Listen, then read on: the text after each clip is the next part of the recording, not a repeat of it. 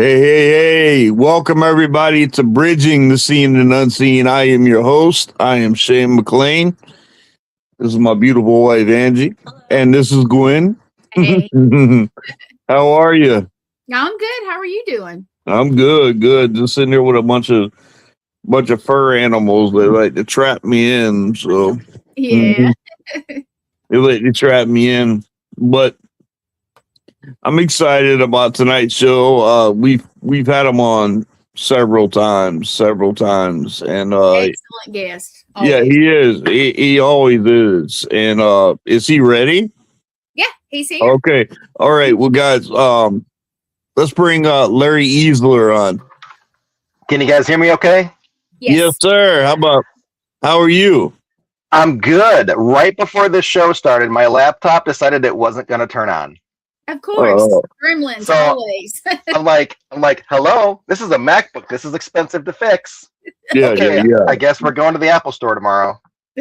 Yeah, no kidding. So, Larry, how you been, man? Busy. Real busy. I I mean, know. it's almost never ending and nonstop. And I like it that way. But boy, sometimes would I like to take a nap. Yes. I know. I know that's right. I know. And the sad thing is, like right now, my laptop doesn't turn on. You would think I'd get a break, right? No. I have a desktop. So while I can't do any video editing right now, there's about 15 other things I can do on my desktop that I'll be doing tonight and tomorrow and the next day. Yep. And eventually I'll figure out why my laptop is probably stuck in a boot sequence is what happened. Because it shut itself down and then got stuck. Which is an easy fix, but it's like I just want to sleep sometimes. Yeah, I got you. You know, like what is like the process like what you're going through and everything, like when you're doing the filming and stuff like that. I know there's a lot that goes into it, but like take us through a little bit, like what does it take to really produce and to really to be Larry Eissler? Well, to begin with, I'm not going to say that my route is the conventional route. I think we all do things our own way, right? My way just happens to work for me. Most of the time, my projects don't always start as my projects. Somebody brings something to me and says, hey, I'd really like to do this. I don't know how, and I don't have the equipment. And then we discuss budget. And if it's something that they can't afford, then they give me ownership of it, and then I'll do it. But it's my project now, and I'll do it the way that I want to do it. Oh, okay. They can still be as a producer and help me do it, but it's my project now because I'm paying for it. So, that's how I acquire projects I initially don't plan on doing. And that's also how I have like 7 documentaries to do this year, because I'm just like, oh, yeah, I'll do that. I'll do that one too. And then I go, oh, no. Oh, no. So once I come across a project or somebody approaches me with a project, then I start to look at, oh, no, I'm only one little boy. How can I do this by myself? Oh, I can't. I need a partner. 9 times out of 10, it's Brittany, help me, please, save me, save my life. Yeah. And then she goes, okay, what are we doing? And then I sell it to her, and then all is good in the world. Yeah. And when it comes to film, there are only a few people that I truly work with. Number one, they have to have that creativeness in them as well. You have to see the vision, and not everybody can.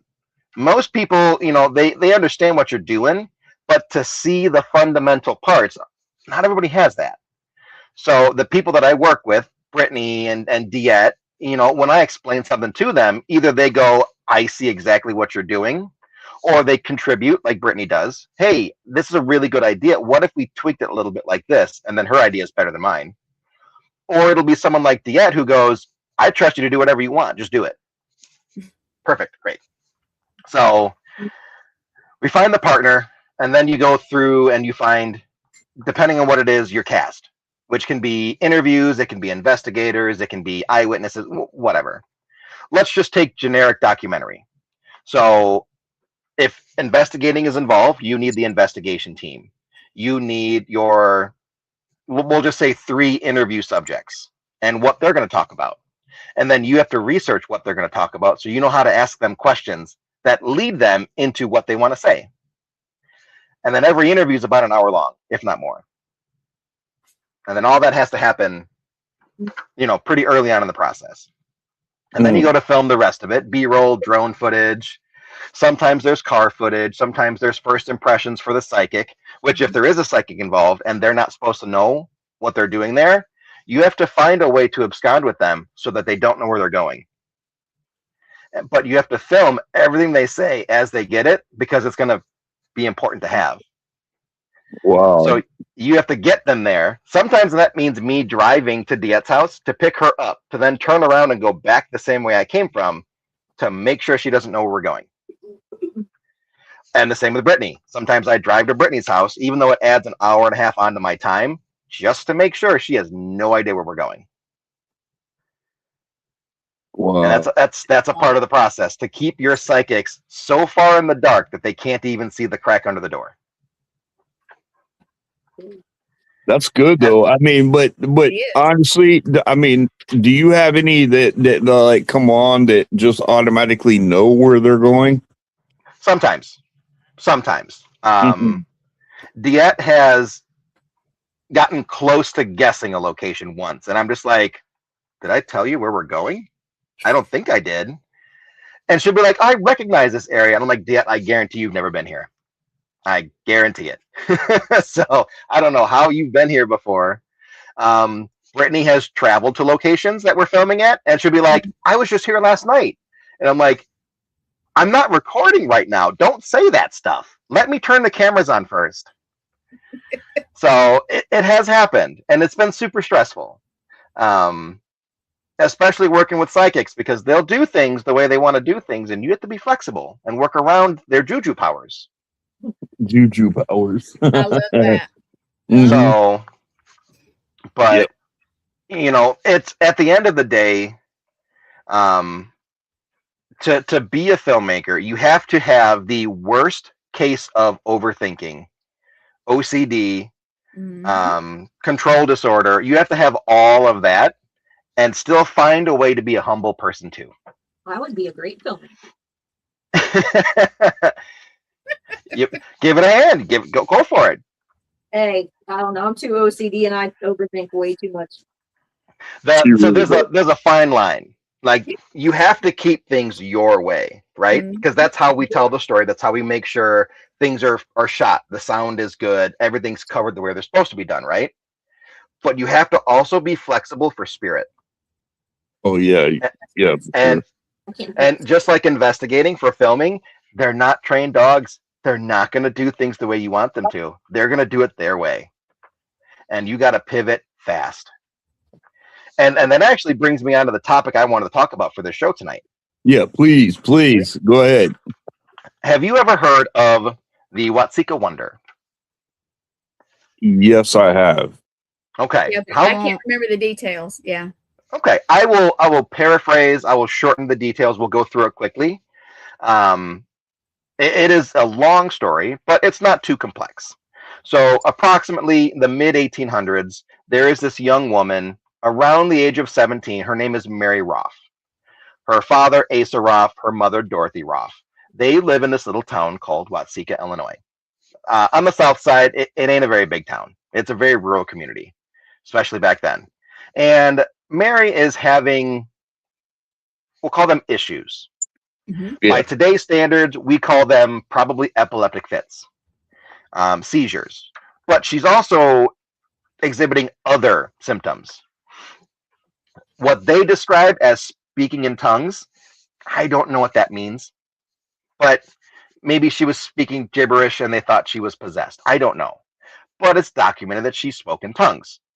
And whether or not it is a symptom of her illness or a method of treatment, but she participated in bloodletting.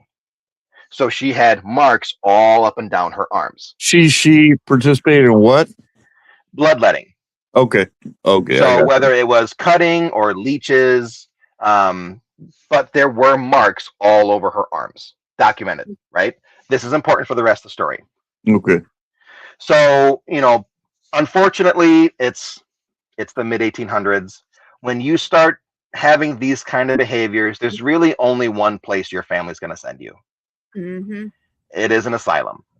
And Mary Roth did, unfortunately, go to an asylum. Now, the details are a little shaky as to whether she passed away in the asylum or just shortly after getting home from the asylum.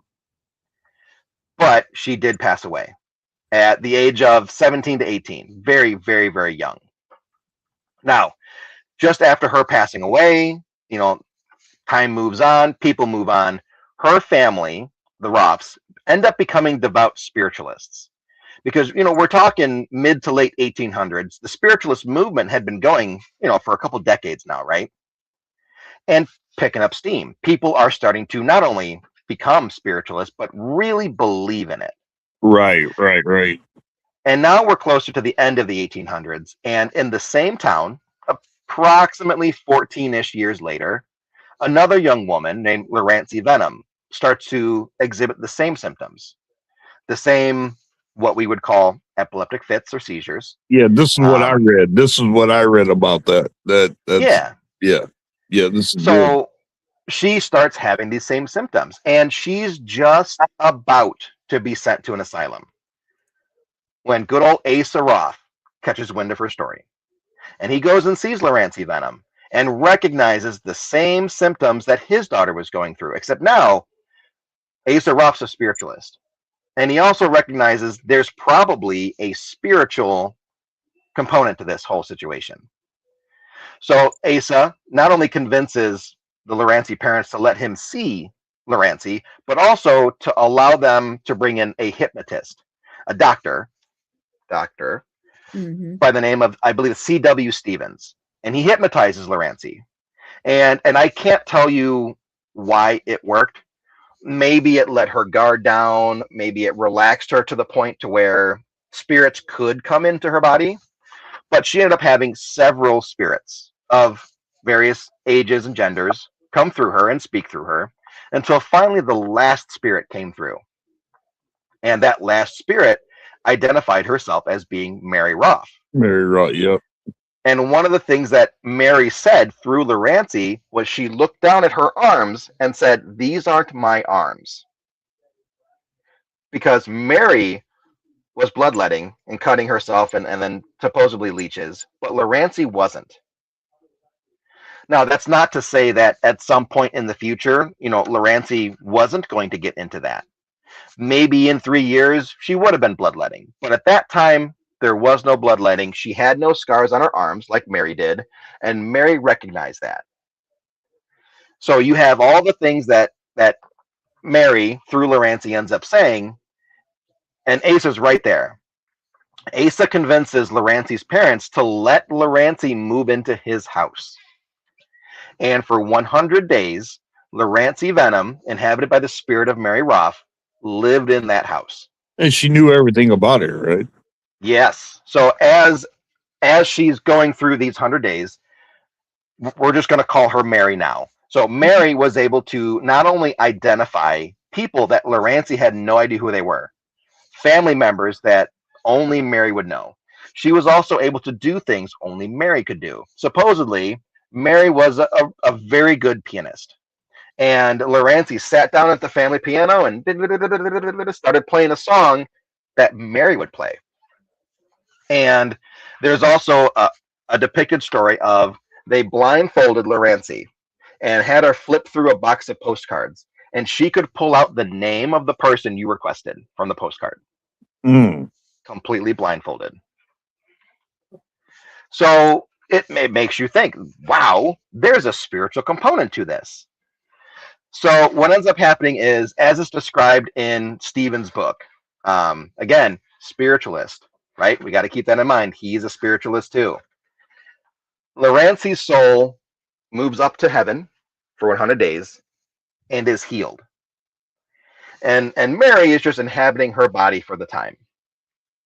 Not much more information is given about that. What does that mean? What does it mean for your soul to go to heaven? Isn't heaven like a one-way gate? Like, how do you escape from heaven and you just slide down the firefighter pole back into your body? What does it mean to be healed? What was healed? That's not really covered.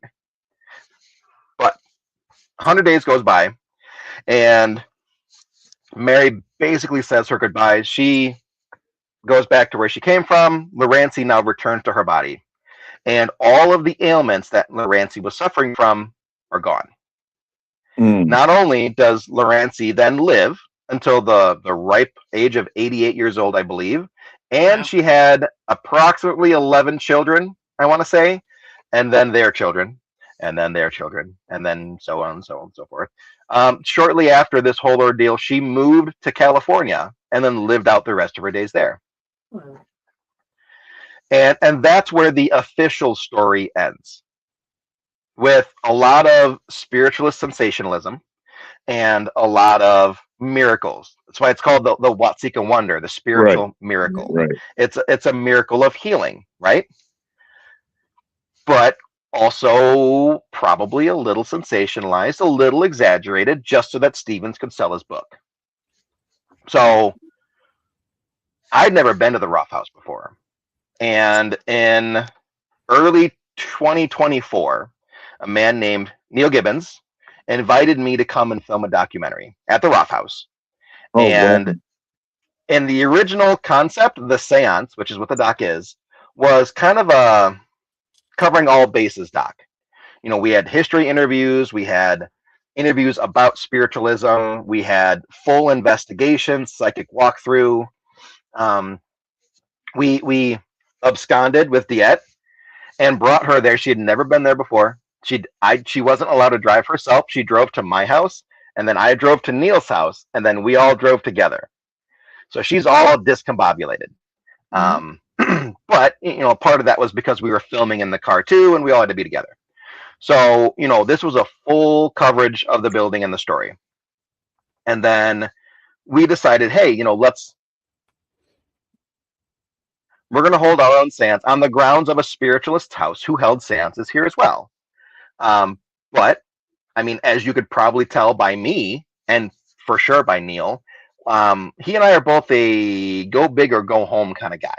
Yeah, for sure. I met Neil. Yeah, he is. He's very much like a, hey, we're going to go for broke. Yep. So, you know, when you see like pictures and stuff of seances, it's like, what, 10 people at a table? Give or take? Yeah. We had 150. Oh, wow. Yeah. 150 people channeling all of their energy, all of their spirits into Diet. So much energy, so many spirits that she had an energy worker with her at the table to help her organize and manage everything coming at her so she doesn't get overwhelmed.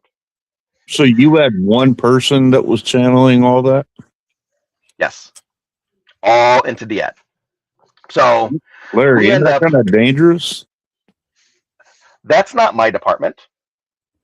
That is Diet's department. She said that it's perfectly safe for her if she had the energy worker.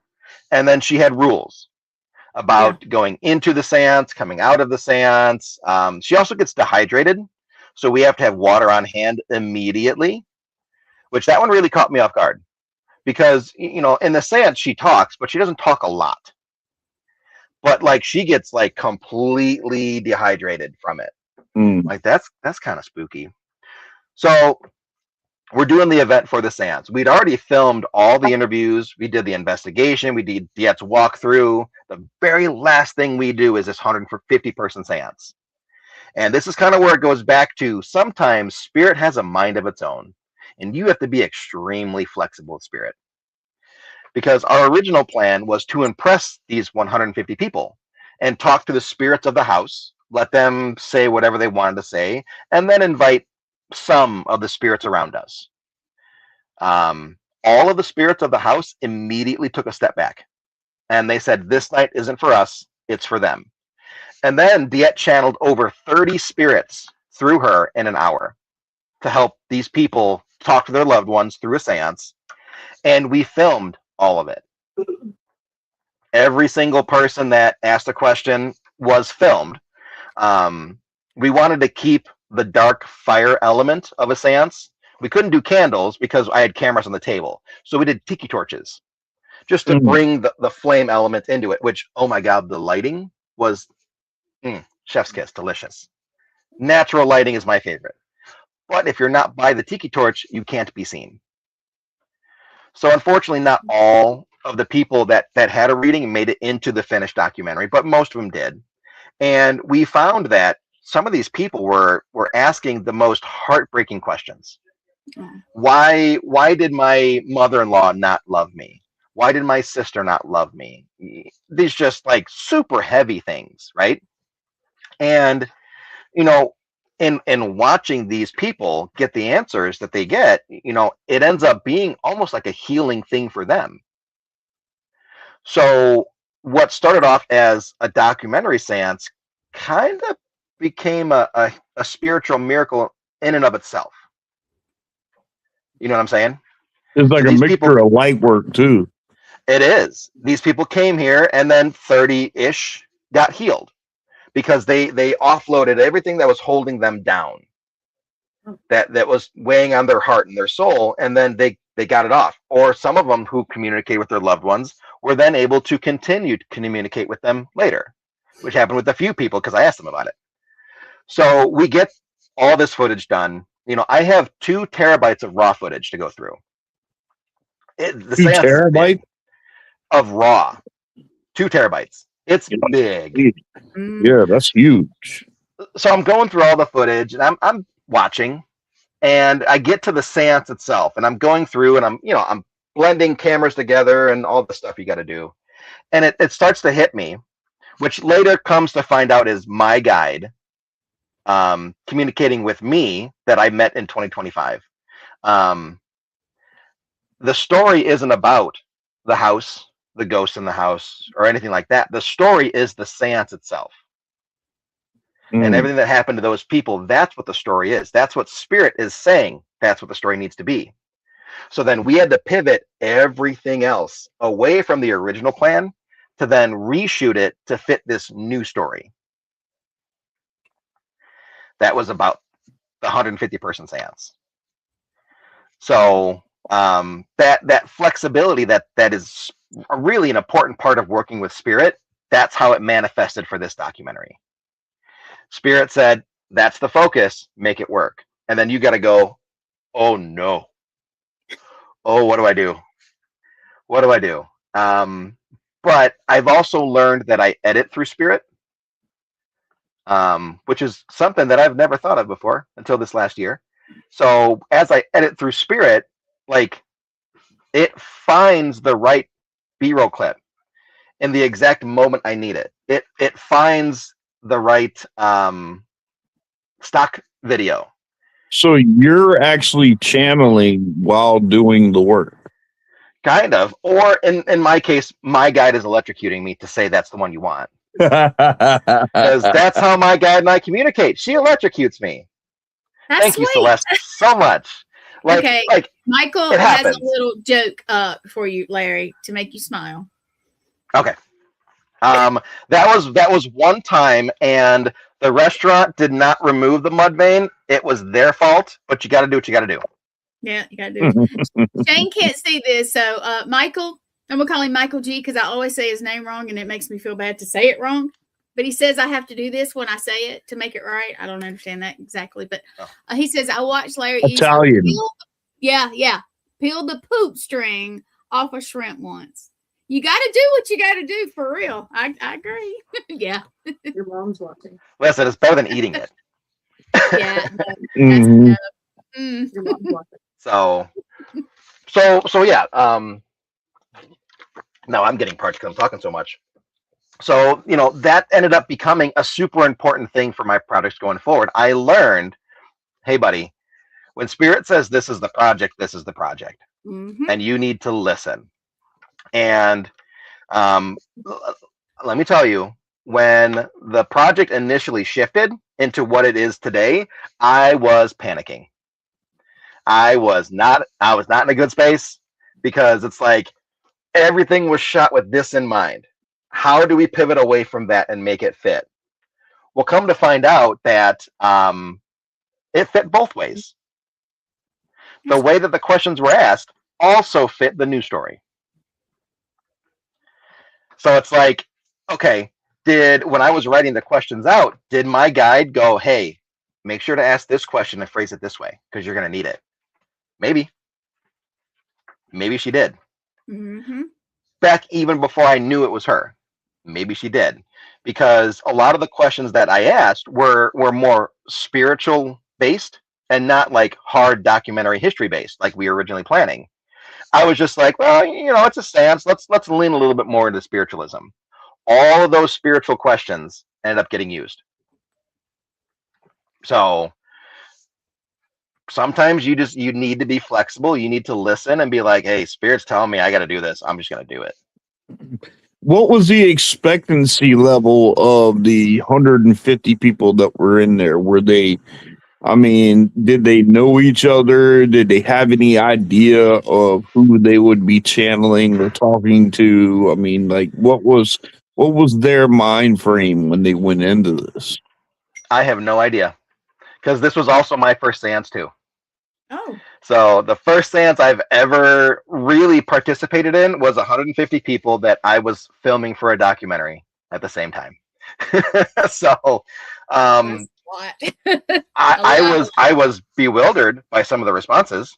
And you could tell the people listening were too, because you could see it on their face.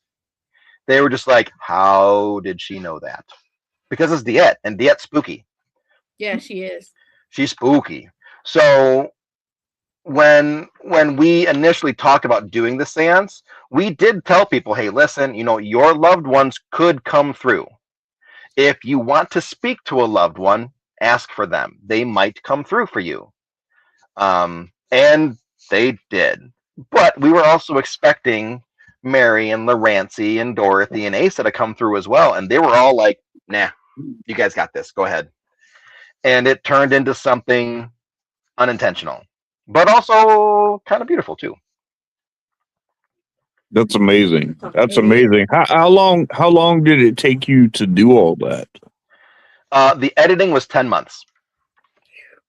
10 months, I remember 14-hour days. I remember talking to you a long time ago when you were talking about a seance that was probably that big inside of a tent. Well, we were going to do a tent initially because we didn't know about the weather. It's October in Illinois. It could rain. It could be hot. It could be cold. It was actually like a really beautiful night. So we didn't need the tent. Because I remember that was the one. Yeah. Good. That's amazing though. That you can do so. Now, are you able to watch that now, or are you able to see? So not yet. It is done, but it's in film festivals right now. And the film festivals that we entered into, they don't want you to have a world premiere until after the festival. Gotcha. So if you end up winning, they want you to be able to market that you won with them before you premiere it, which I totally understand, because it could also help you sell the documentary to win one. So right now we're entered into 4, and I'm waiting for 2 more to get back. And I should know by April how we did for those 2. And the odds of winning documentaries are very hard, especially for the paranormal. The subject matter is just not always well received. There are a lot of social justice issues that are received way better, and they tend to score better. And that's okay, because, I understood that going into it. I just wanted to give it a shot. But by April, we'll know how we're doing in the festivals, and then we'll start seeking distribution. If I have my way, it's going to go to Tubi. That way it's free to watch for everybody. So I have an idea. If Shane's good with it, and Larry, if you're good with it, I would love for it to have, when you can talk about it. We're not going to overstep, to have you and Diet and just come on and talk about it. Promote it. We can talk about it. We can talk about it as much as we want now. It's done. So that's pretty much what I'm doing here. Yeah. Yeah. Yeah, that's when he reached out to me. I mean, that's exactly what I wanted to do. And honestly, even with this podcast right here, we probably could have gotten the end of this, but I am glad to have you on, man. It's Sure. always a blast when you're on. But I'm super impressed by how you handle these things like that, because I mean that's not small by any means. Mm. No. I mean, you're talking 2 terabytes of footage. With the seance had 6 cameras. The interviews had 2 cameras, 4 audio sources at all times, all synced up for whatever camera they're supposed to be on. And then the drone, the B-roll, that's all got. It's like a checklist. You got to hit it all. And then you got to go find stock footage that actually fits with the theme of what you're doing. And let me tell you, there is not a whole lot of seance related stock footage. It's not a whole lot. So you got to get creative. You got to get creative with a little video of somebody holding hands that you just happen to cut this part out. Because right after this part, you see the hands drop and it's a Thanksgiving dinner scene. Oh. But at the moment where they're holding their hands right here, you can't see the turkey. All you see are candles and hands. And it looks good. You gotta get a little creative. Yeah. But and people get a bad image, when you start speaking about seances and stuff like that, because of the negativity that can come behind it. And it's like with anything that you do, you can have a real positive investigation or you can have a real negative investigation. I mean, there's a big dependency level there. Not all of them are the same. Right. But would you say that most people's experiences there were good and worth it? Did they enjoy themselves? I would say most. Definitely most. There might have been some people who were dragged there against their will, certain spouses that may not believe in it, who probably were a little bored by it. You have some skeptics there. You will have skeptics. And I think some of those skeptics were the ones that asked questions, because you can kind of feel it looking at them. Yep. You can kind of tell they're just like the way they ask their question is like there's a very specific thing they're looking for. And then Diet says it, and they're like, There, do you hell? have a picture of Diet that you can pop up so Shane knows who she is? "Oh, I don't think I have one like where I can get I'm to on my phone, so I Okay. don't That's think okay. so." That's I okay. saw a picture of one of the paragons that he was on. He was there with her. I think she's like blondish, light brown hair. Yeah. Well, she's got like Yeah. gray framing. It looks really Yeah, nice. we've seen her. Yeah, we. Yeah. Yeah. She's my best friend. Well, my BFF. Yeah. My best friend forever. So while the first story of the seance and the first seance we conducted is really impactful, right? Like it's a really good story. It's not the end of the story, because I still have like 8 hours of footage I never used for the seance. Ooh. And Diet and I, the picture you're talking about is probably the one from the Maine HorrorCon. It's a 22-hour drive to Maine, and I've got a booth, and she's got a booth. We have to drive. We can't fly. Yeah. So we're driving to Maine for 22 plus hours. And there's a lot of time. You're going to talk about things. Yeah. And all of a sudden we start talking about the seance. And I think we did a live about it too. And I'm like, I've got all this extra footage, the investigation, the walkthrough. We really didn't use any of it. I just don't know what to do with it. And then I think it was Diet who chimes up, well, let's do it again. Let's do another one that focuses on the house and the story and the spirits of the house instead. And I go, huh. And then I have like 19 hours to sit in the car to think about it. And I go, we could do that. So we did that. We scheduled the seance part 2 for January of this year. Obviously, we've already filmed it, right? And we put a little bit out about it. And you already got some footage for that, don't you? We started with probably 2/3 of the footage already captured because of the first seance. Wow. So all we had to do was film the second seance, right? Like piece of cake.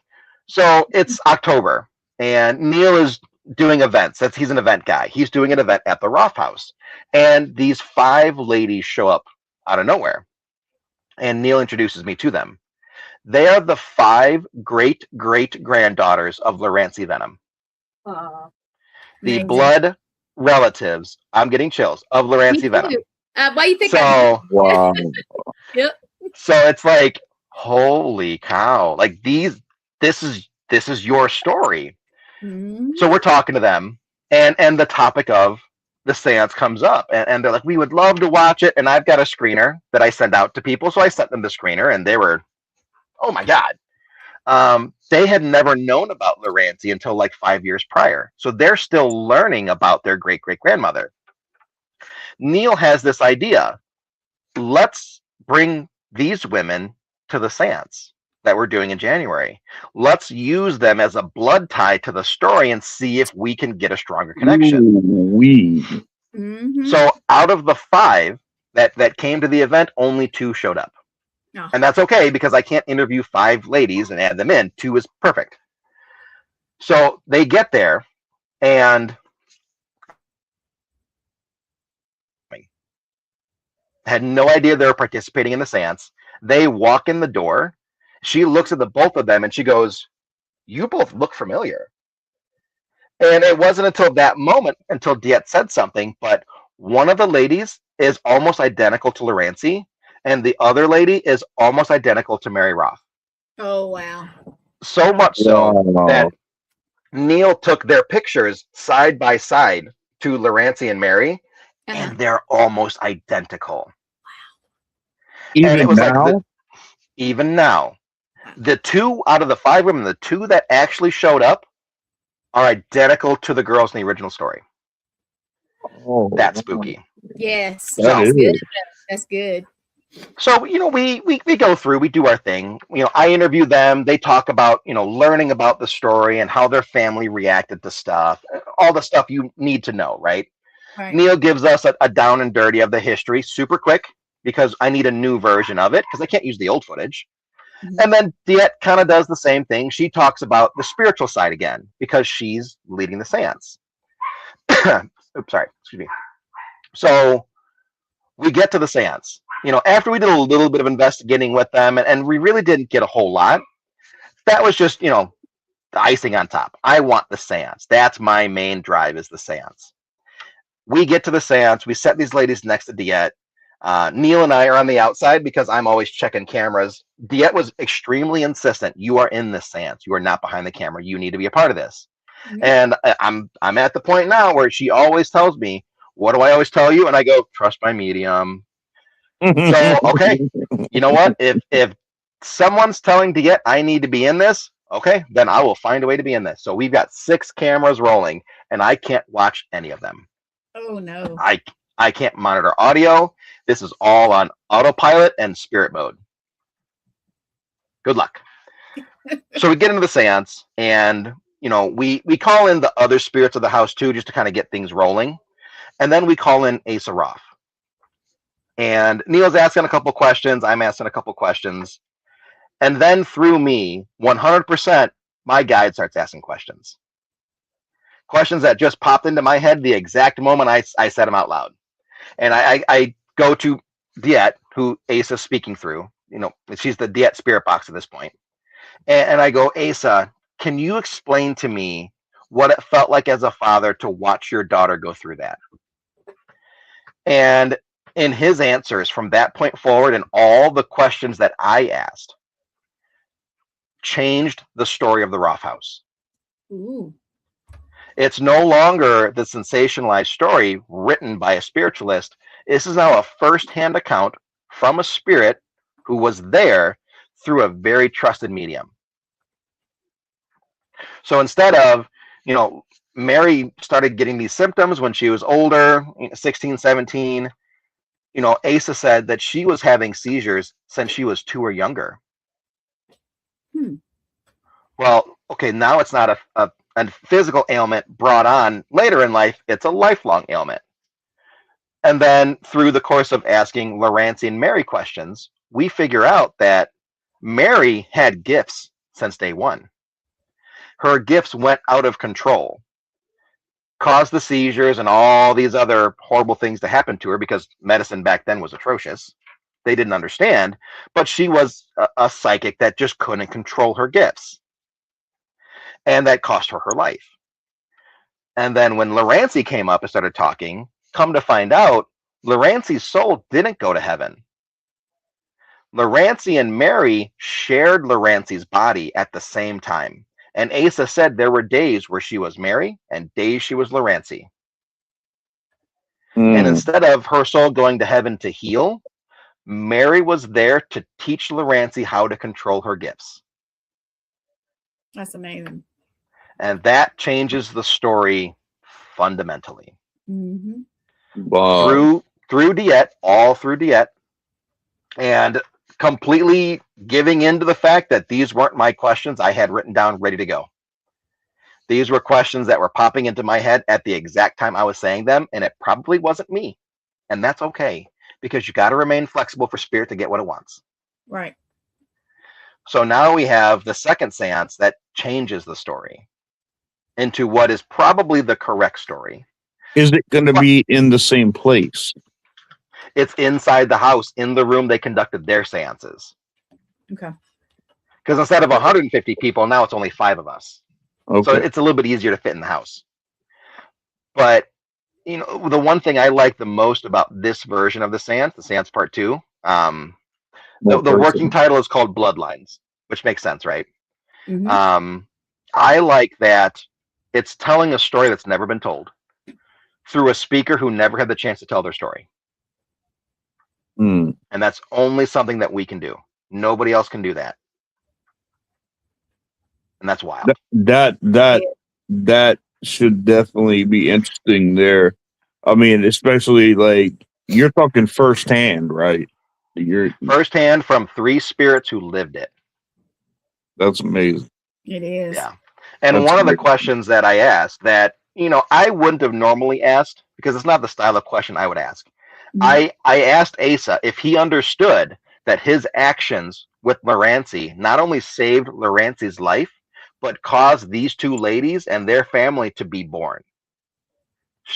Chills. And he said, yes, he understood that. Which is a whole new level of intelligence that people don't often prescribe to spirits. Like he understands the effects of his actions.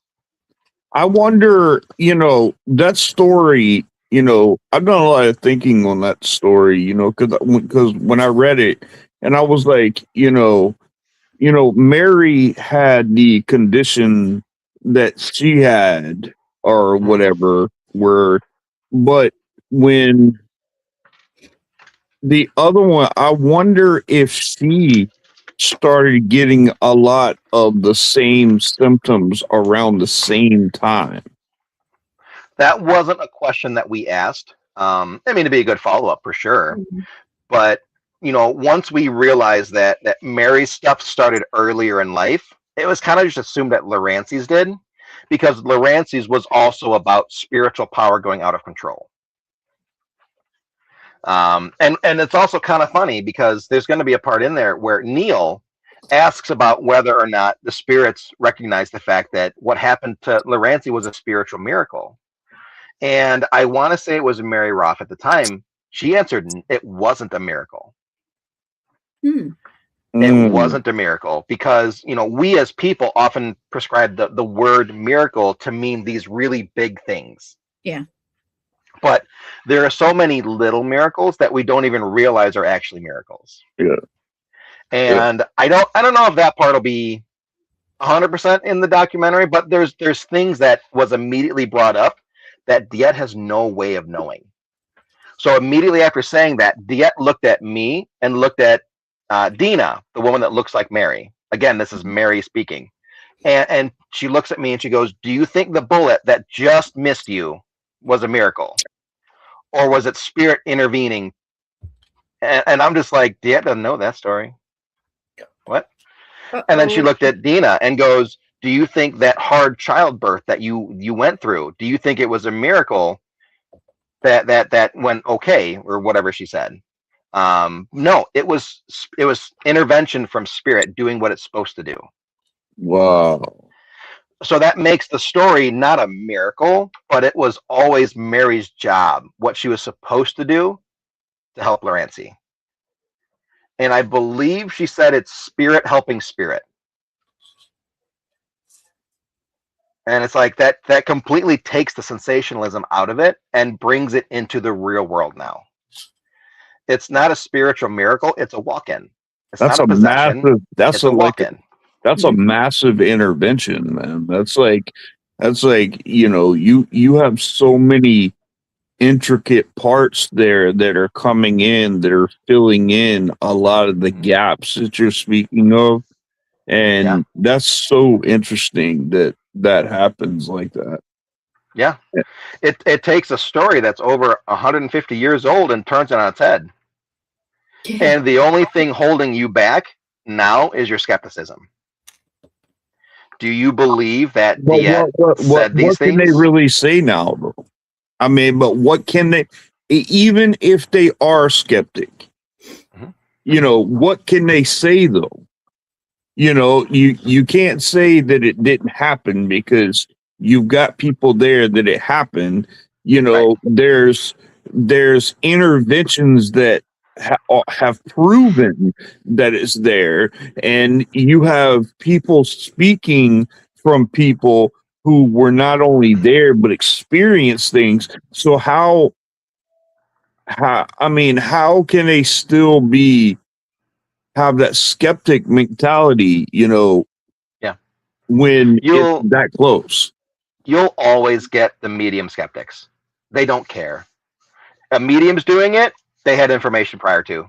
Yeah. And they don't realize all the work it takes to keep Diet in the dark.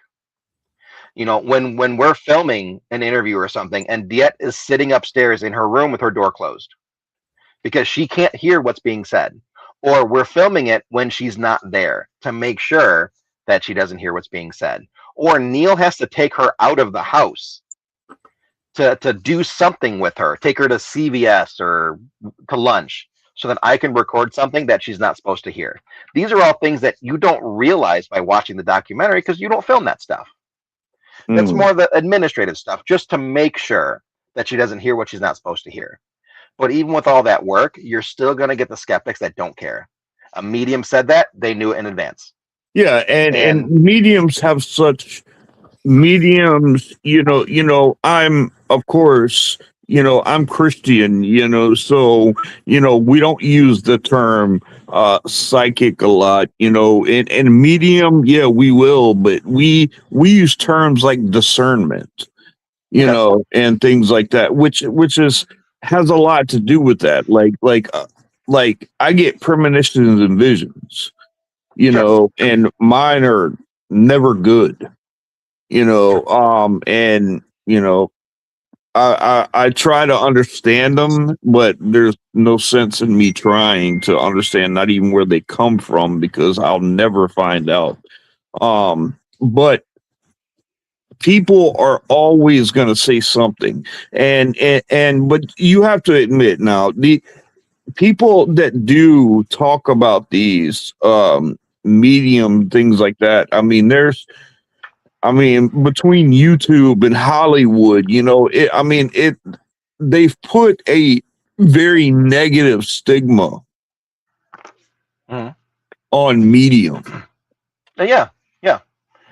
Well, to be fair, though, at the same time, though, you have people like, Miss Cleo, and those telephone operator mediums, and the ones that were caught big time faking stuff. They kind of didn't help themselves either. And it makes a bad name for all the really good ones. Yeah. You're going to have your Patties that it doesn't matter what anybody says. It's Patty Negri. Bianca. You can't get away from the fact that they're just really good. Yeah. Patty Negri. Yeah. So, and I think Diet is right up there too. If Diet says something's happening, Diet sees it. She feels it. She knows it. There's no questioning it. And I've been getting yelled at for 3 years to trust my medium. So I got to trust my medium now, right? You gonna get yelled Because at every some time I more. don't, I get yelled at. Like, you knew this was coming. You should have trusted me. Like, I know. I should have listened. I know. But, you know, Just Dead, if you're listening to this, just carry a ruler, and when he starts acting up, get him to put his hand down and do that whole preschool smack on the hand. Said, you know better. that's the funny thing. She didn't have to do that. She just gives me the look, and I'm like, oh. Oh, it's bad, isn't it? Oh, it's that mama. It's that mama look. Like, oh, you know better. Yeah. I done screwed up, son. Yeah. Yeah. This Yeah. would have been so bad if you would have listened to me. Yeah. Yeah. But you needed to learn this way, didn't you? Yeah. Yeah. You're not Yeah. gonna do that again, are you? No. You do. Yeah. Maybe I You will. can't really say anything back, because they're gonna be right one way or another. And she's always right. She's always right. Shane, I kid you not. Yeah. There She's was amazing. one time. Mhm. There was one time Brittany and I were like in a feud. Like, we were fighting heavy. Because we're like Brittany? siblings. We're like siblings, dude. Like, we I fight know. like siblings. So listen, I will take a bullet and I will give a bullet for that girl. I know you will. But when I think she's wrong, I'm not gonna hold back. I will tell you you're wrong because I'm your best friend, and your best friend isn't gonna lie to you. Yep.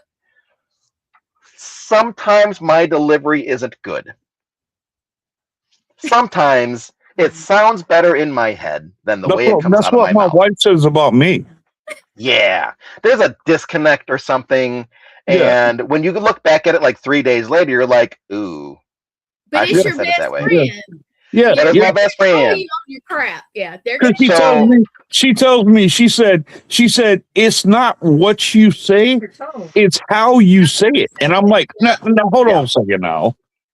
Well, and like, I have a deeper voice, and I'm Oh. very loud and very like directed at you when I speak. Sometimes that doesn't come across the right way, and I get it. I understand. So at this particular point, Brittany and I hadn't spoken in days. And at this point, I'm like, I lost my best friend. We're never gonna talk Yeah. again. And It's Diet's like, not normal. stop it. You guys are gonna be friends like tomorrow. No, we're not. You're gonna be fine. Just stop. And then 2 days later, we make up, and Diet goes, I told you. Uh-huh. Okay. Should listen. Yeah. Maybe I was a little Yeah. dramatic. Maybe. Maybe. I was upset. But, it's just like she knows. She just knows. And the funny thing is, like, I still say stupid stuff to Brittany, and she still gets mad at me. But as you can see from our Facebooks, I haven't learned yet, and she still takes me back every time. Every time. Every time. That's So- not just your best friend. That's your chosen sister. I have those. I have a chosen Yeah. sister. Yes. That's Yeah. how it is. So it's funny because, like, I'm also good friends with her husband Billy too. Like, the last time I went to her house, we're working on 3D printing stuff to sell at our booth for this upcoming year. Yes. And I was there for 4 days. Oh no. I hung out with Brittany for like 25% of the time. I hung out with her husband the rest of the time, pretty much. So I'm sitting there thinking, like, is she mad that I'm hanging out with Billy more than her? Like, do I need to watch this? Do I need to be careful of this? Like, I don't. Maybe I think I need to spend some more time with her today. And then we sat on the couch and watched a documentary, and she worked on the merch store, and that was nice. And then after that, then I hung out with her husband. And He's it's like, probably going, thank you, take him. No, you take him. well, right. She'll sit there and be like, oh, you guys are so cute. And I'm like, yeah, until you get annoyed by us. Yeah. And then it's going to be a whole lot less cute real quick. Guys, if you guys haven't, the people that are watching, if you haven't gone and check out their page, their merch page and stuff like that, go and check that out, man, because they got some really cool stuff. And Larry's got some cool stuff. Larry, it's an hour coming up already. I know. Why don't you tell everybody how they can keep plugged in with you and everything that's going on with the seance? Sure. So seance, we still got at least a couple more months before we can start looking to distribute. So I don't have much news about that. Seance 2, we're a long ways away. It's only just got shot like 4 weeks ago. But there are still other things in the works. Mhm. So I have a TV show, a series with Diet called Psychic Speedrun. Yep. That one, we're currently in negotiations for distribution. We're going to see how that goes. It's the difference between one network allowing us to post one episode when we have it, and then another, they want the full season at once. So we're going to see. But that show basically takes Diet on an absconding adventure to a building she's never been to before, and she has 30 minutes of hard time on screen, 30 minutes with no cuts to read the building, and then be judged by the owner afterwards. Not stressful at all. Are you talking like accuracy and stuff like that? Like, wow. Yeah, okay. There are no cuts. It is one solid 30-minute shot, and there's a timer on screen that counts down 30 minutes. She has 30 minutes to get as much as she can, and the owner or director of the museum or wherever we're at, they're keeping notes behind me. And then at the end, they go, this is what you said, this is what was true, and then they go through it all, right? So that's the one show. And then the other show is the one I'm doing with Brittany, called Ghost Clips and Chill. Yep. And that's a paranormal clip show where we take parts of our investigations and we show clips, and it's just very light and fun and funny, and it's just us goofing off and having a good time. That's amazing. So there's so much dark in the paranormal. We don't need to all be dark. We don't all need to chase the shadows and be like, you scratch me right now, come possess me. No, what we're going to do is we're going to find a foot fetish ghost that wants to see Cindy's pinky toes, and we're going to offer her foot. They are hilarious, you guys. They really I know. are. Oh my God, these responses. Oh my goodness. This is a foot fetish phantom. And he, as soon as he gets those toes, the stuff starts going off. His responses through the spirit box are talking about feet. His favorite toes are the pinkies. And I'm sitting there listening to this like, what the hell are we doing? Foot fetish ghost. There you go. I guess some things just never change, even after life. Well, I always tell people that if you're a jerk in life, you're a jerk in death. It's the same way. I tell people that even in ministry, if you're a good person in life, you're a good person in death. If you're evil in life, you're evil in death. If you're a foot fetish, if you like to suck on toes, you're going to like to suck on toes in death. Yep. If you're a butt sniffer in life, you're a butt sniffer in death too. That's right. Yeah, we don't kink shame here. Yeah. Mm-hmm. So, but that's the kind of fun, random, outrageous stuff that happens to us on investigations. And I know we're at the hour, so I'll end with one more story and then I'll finish my wrap up. Okay. Brittany and I were at a place called Pine Lawn Manor in Central Illinois, I think. It's an old rehab center, old folks home. Yeah, they got two places. They have two places, 2 buildings. Right there. Yep. Yeah. Yep. Whatever reason, the building that we're in, next to the bathrooms, there's a bar in one of the rooms. I don't know why.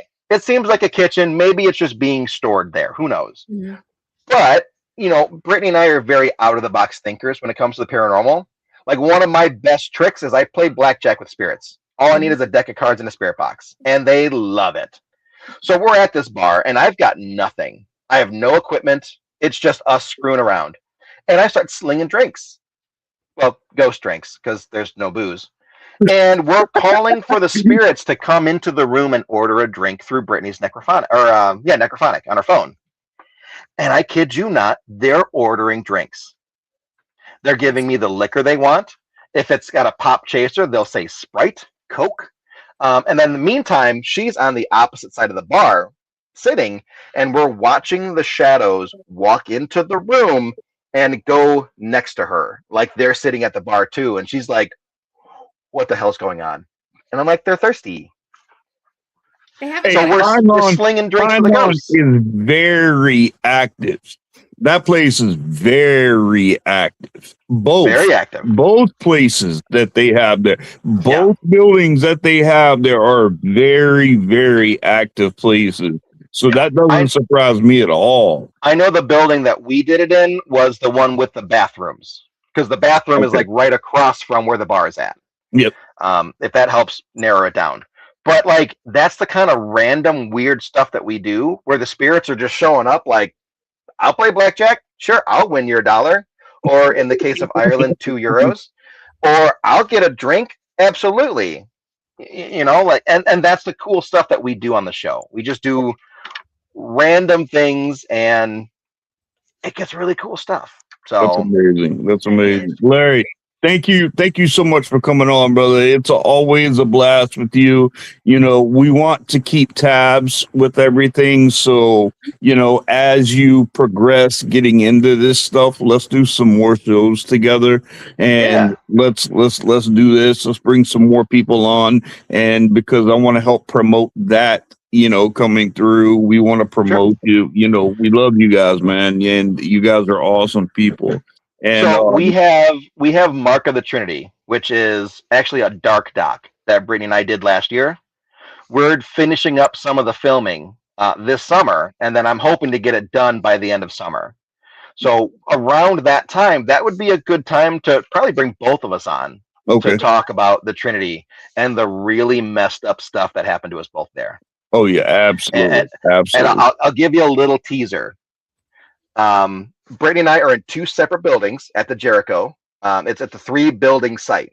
I'm in the attic of the 2nd building. She's in the basement of the 1st building. And during my Estes, I'm getting choked. At the same time, in her building, she's going, Larry's in trouble. I need to get to him now. I remember that. I remember you told me about that. She knew. She knew. Yeah. And remember, we're all attracted to that same room, that same place. Mm-hmm. I can't wait to go back this summer there. I can't wait. Mm-hmm. Yeah. So we got a little bit more filming to do there, a little bit more interview work, and some more drone because I didn't like the drone that I had.